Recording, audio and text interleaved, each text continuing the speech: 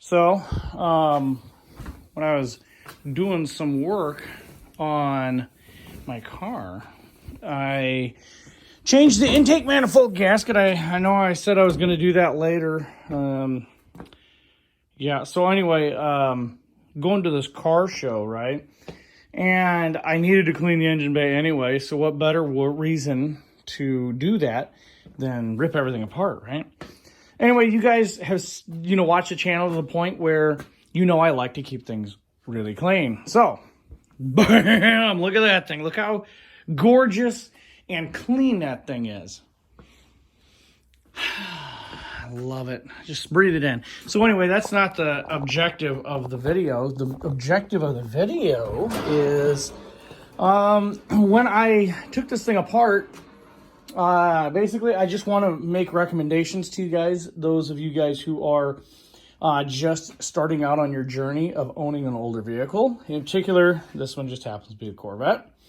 Now, some things that I did while I was doing this, doing the maintenance to the car, I just went ahead and replaced a lot of the vacuum lines. Now, there aren't very many vacuum lines, so to speak, as far as this car is concerned, but everything that was on the intake manifold, I replaced. Now, the interesting thing is, let me pop this cover off here.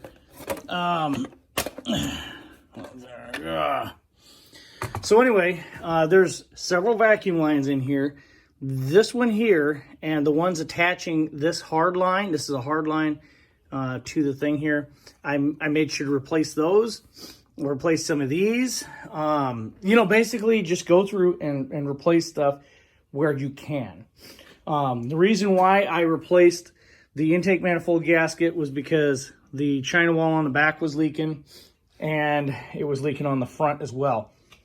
Now, over the course of the years of owning, or years of being a car and existing on planet Earth, it decided that let me show you something else. Now, I did everything right. I did everything right here. I'm probably going to end up with a zip tie holding this on. I did everything right, and this sucker still broke. There wasn't anything I could do.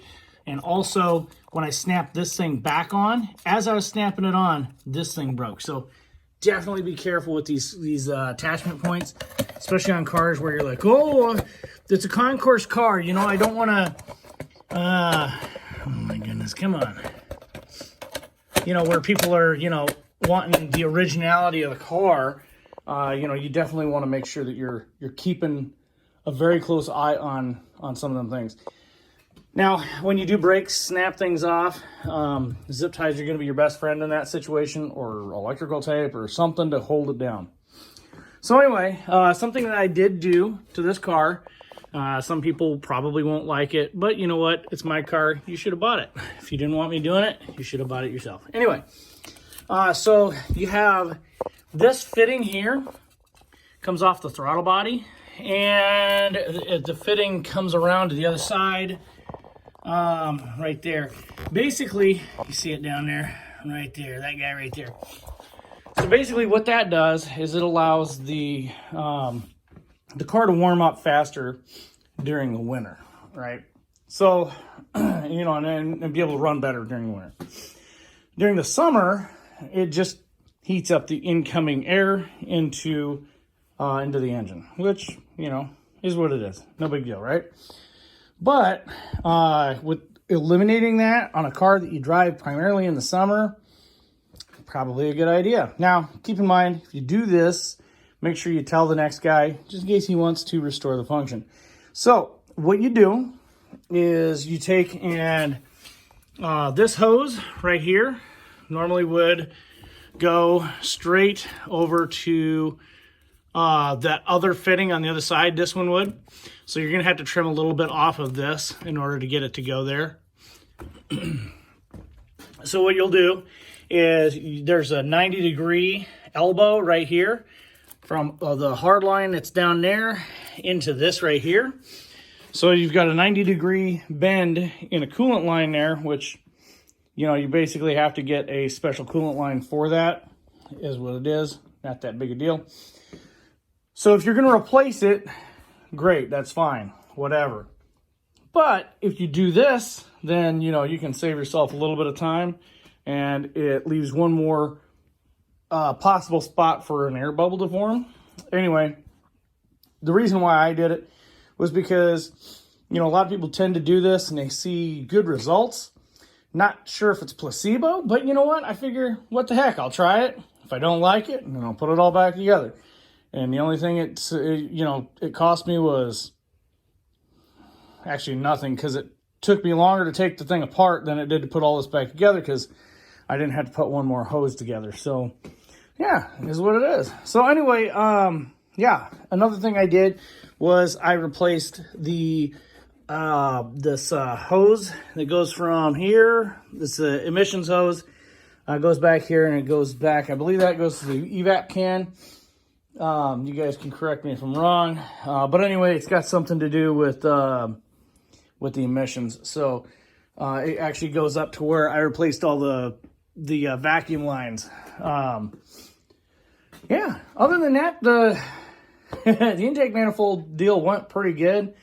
I took everything apart, put it all back together. It's a lot cleaner than it was. Actually, when I took the intake manifold off, a cigarette butt fell out of it, and I was like, oh, hey, somebody's been in here before. I'm not sure if that's the case, but there was a cigarette butt in there that came out that the only way it was in there was if somebody had already been in there and attached everything and put it together. But anyway, that being said, you know, is what it is. So if you guys have any questions or comments, feel free to leave them in the comment section. The big thing about the engine, in order to get it as clean as I do, it's brushes. I don't use water on the OptiSpark. I mean, the OptiSpark is actually a pretty hardy animal. I mean, it can take a little bit of abuse. I mean, you can spray around in there with chemicals, but I wouldn't use water. But, you know, definitely reaching in there with your hands and all sorts of other stuff.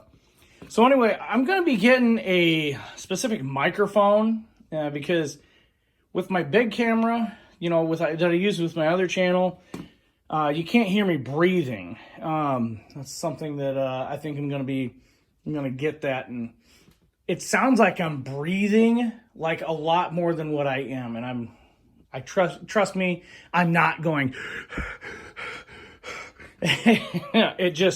I know nobody's made a comment about it, but it irritates me hearing it in post when I'm posting it up. So, you know, there is going to be that. You know, I know it probably doesn't even bug any of you guys. Some of you guys have breathing problems anyway yourself. You understand.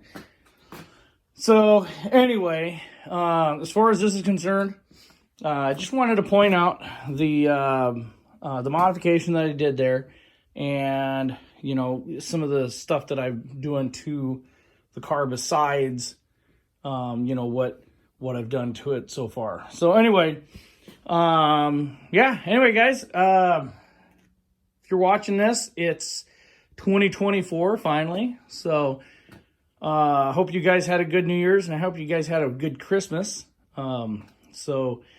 Unless I got trigger happy and I made this video live sooner. But anyway, that being said, thank you guys for watching. Thank you guys for subscribing.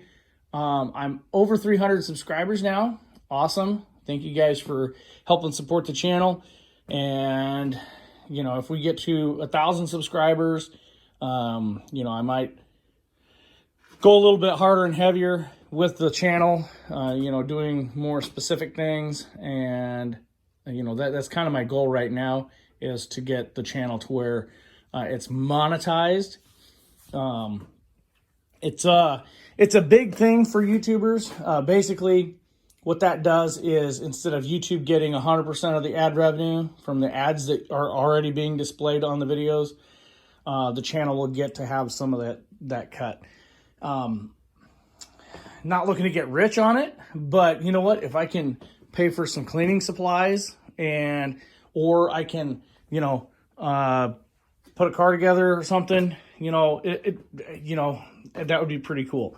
Anyway, my big channel, I'm switching that to more general car related stuff. So, you know, my thought process there was to keep it, you know, See, I've been doing some things with it. But anyway, I'll promote that channel here in the upcoming weeks. But I don't want to steer away from the Corvette channel too much, because I'm going to have more Corvette related centric stuff on this channel. So I'll keep the general stuff and the RX-7 stuff over on the main channel, so you guys can enjoy just the Corvette content here. Because I know a couple of people, I know a couple of people really don't care for the other stuff, and I can tell that because the videos just don't get watched. So yeah, anyway, guys, if you guys have any recommendations or questions or whatever, by all means, leave in the comment section.